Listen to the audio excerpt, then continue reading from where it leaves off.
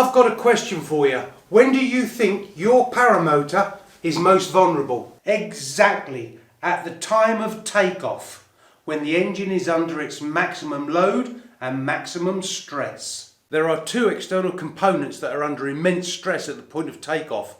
One of them being the engine and exhaust mount rubbers, and the other one being the drive belt.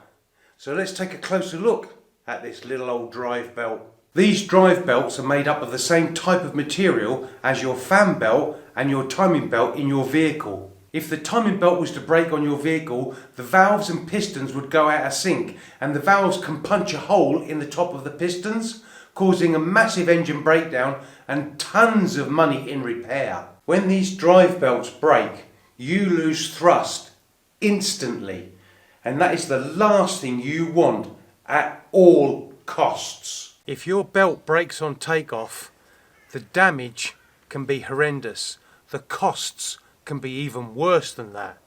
Trust me when I tell you, for real, it happened to me. It's a nil-wing launch. The wing comes up perfect. I run 10 steps, up goes the wing, I jump into the saddle. That's when I lose all thrust, and that's when the shit happened.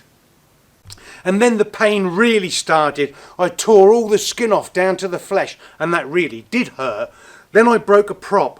Then my frame got damaged as well. Cost me €700 in total to repair that. But the biggest damage was my dented pride. Do you think Mac did his pre-flight checks before he went up? Yes, I did do my pre-flight checks, and the belt looked as new as this one right here. I couldn't see an ounce of wear or deterioration anywhere. So how the dickens do you know if your belt's come to the end of its life? I think the truth is you don't actually truly know.